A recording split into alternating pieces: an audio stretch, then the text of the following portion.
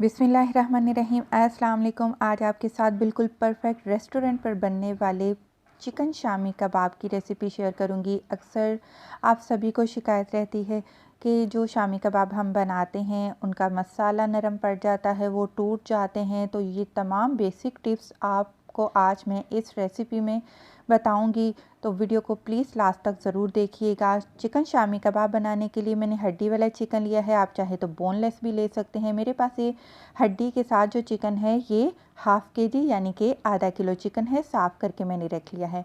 और आपको यहाँ पर आधा किलो चिकन के हिसाब से दाल चाहिए होगी 50 ग्राम, यानी कि जो नॉर्मल छोटा चाय वाला कप होता है वो आप एक ले लीजिए।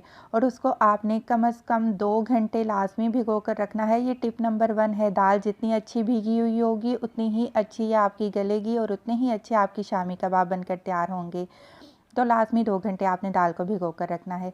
मसालों में आप देख लीजिए, ये मेरे पास हैं 2 तेज़पत्ता, 1 टुकड़ा आपने दालचीनी का लेना है, 3 आपने छोटी इलायची लेनी है, 4-5 लौंग लेनी है, 1 बड़ी इलायची लेनी है, 1 जावित्री का आपने फूल लेना है, आधा चाय का चम्मच काली मिर्च है, साबुत काली मिर्च, 4 हरी मिर्च हैं साबुत और आधी गट्ठी लहसुन की ली है और 2 इंच का टुकड़ा आपने अदरक का इस्तेमाल करना है। अब हम लेंगे एक प्रेशर कुकर। प्रेशर कुकर में दाल ज़रा अच्छे से गल जाएगी। आप चाहें तो देचकी में भी बना सकते हैं।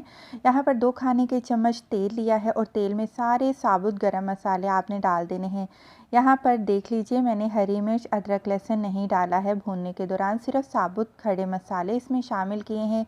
सिर्फ इनको हल्का सा तेल में फ्राई करेंगे। और उसके बाद मैंने यहाँ पर ज़ीरा आपको नहीं बताया था, लेकिन 1 चाय का चम्मच मैं इसमें ज़ीरा भी शामिल कर रही हूँ, सफ़ेद वाला ज़ीरा है ये। और इसके साथ ही अब मैं क्या करूँगी, लहसुन अदरक और हरी मिर्च भी डाल दूँगी। इनको तेल में फ्राई करने का मकसद ये है कि इनका जो अरोमा है वो ज़रा बढ़ जाएगा, इनकी खुशबू जो है कबाब में वो अच्छे से आ जाएगी। तो बस ज़्यादा नहीं, बस आधे मिनट के लिए आपने इनको मसालों के साथ फ्राई कर लेना है। इसके बाद आपने इसमें चिकन शामिल कर देनी है। अच्छा, मैंने आपको बताया है कि हड्डी वाला चिकन इस्तेमाल करिएगा, क्योंकि हड्डी वाले चिकन में जो जायका है वो ज़्यादा होता है। तो कोशिश करें आप भी हड्डी वाला चिकन ही इस्तेमाल करें, वरना आप बोनलेस कर सकते हैं। इसको हल्का सा मिक्स करेंगे, भूनना आपने किसी भी चीज़ को नहीं है, सिर्फ हल्का सा आपने मिक्स करना है चिकन को और इसमें आपने दाल शामिल कर देनी है। और दाल भी आपने मिक्स करनी है, इसको भी अब हम भूनेंगे नहीं। इसको भी इसके साथ ही हम इसमें फिर मसाले भी डाल देंगे, बस हल्का सा इसको अब हम चिकन में मिक्स करते हैं। इसमें नमक शामिल करेंगे, 1 चाय का चम्मच भरकर आप डालिएगा और 1.5 चाय का चम्मच कुटी लाल मिर्च आपने शामिल कर देनी है। और इसमें हम पानी डालेंगे, ये वही कप है जिससे मैंने दाल की मेजरमेंट की थी। जितनी आपने दाल लेनी है भिगोनी है अच्छे तरीके से, उसके बाद जितनी दाल लेनी है उसी कप से 1.5 कप आपने पानी शामिल कर देना है। और मुझे क्योंकि मसाला फीका फीका सा लग रहा था, तो यहाँ पर मैंने देगी लाल मिर्च आधा चाय का चम्मच डाल दी है। ये जो देगी लाल मिर्च है, जिसको पेपरिका भी बोलते हैं, ये तीखी नहीं होती, सिर्फ खानों को कलर देने के लिए इस्तेमाल की जाती है। आप चाहें डालें, नहीं चाहते मत डालें। प्रेशर कुकर को अच्छे से आपने टाइटली बंद कर देना है। विसल स्टार्ट होगी तो मीडियम फ्लेम पर आपने इसको पकाना है, तेज़ आंच पर नहीं पकाना। पूरे 5 मिनट तक आप इसको विसल स्टार्ट होने के बाद पकाएंगे। अगर आपकी फ्लेम हाई पर रही तो मसाला सारा जल जाएगा, पानी खुश्क हो जाएगा। मीडियम फ्लेम पर आपने 5 मिनट तक इसको पका लेना है। उसके बाद आप देखिए, अगर हल्का फुल्का सा इसमें फिर भी पानी हुआ, मॉइस्चर हुआ, तो आप फ्लेम को हाई पर करके आप इसमें से पानी को खुश्क कर लेंगे। इसके बाद इसको ठंडा कर लिया हमने, हड्डियों को चिकन से अलग कर लिया। जो तेज़पत्ता, काली इलायची थी बड़ी वाली या दालचीनी, वो भी हमने निकाल ली है। अब इन तमाम चीज़ों को ठंडा करने के बाद हमने इसको चॉपर में डाला। आप चाहें तो इमाम दस्ते में अच्छे से पीस भी सकते हैं, लेकिन चॉपर में बेस्ट रहेगा, बहुत अच्छे से सारे मसाले पिस जाएंगे। तो अभी आप देखिए माशाल्लाह से यह हमारा जो मसाला है कितना रूखा रूखा ये बनकर तैयार हुआ है।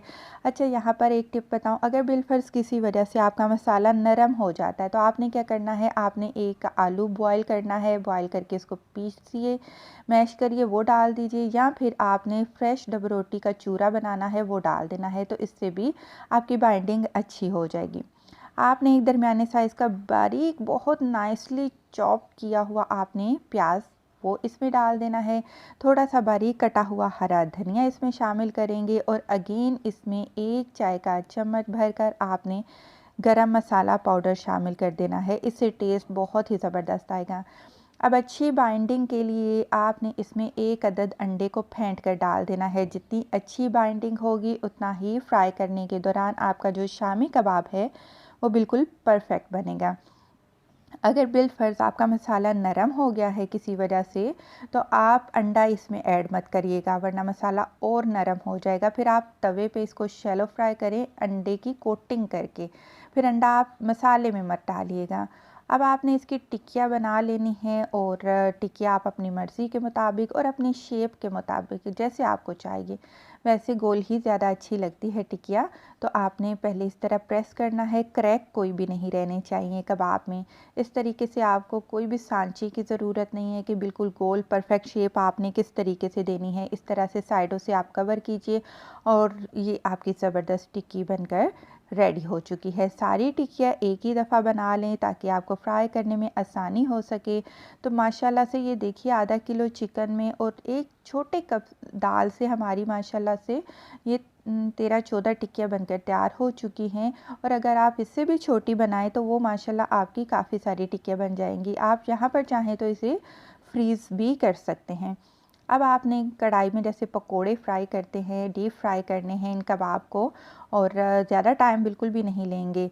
ये कुछ सेकंड लेंगे और उनकी ऊपर वाली लेयर बहुत ही क्रिस्पी हो जाएगी और इनका ये कलर देखिए और कितने ज़बरदस्त हमारे ये चिकन शामी कबाब बनकर रेडी हो चुके हैं। वीडियो पसंद आई है तो जाते जाते प्लीज़ लाइक करते जाएं। खुश रहें, दुआ में याद रखें। अल्लाह हाफ़िज़।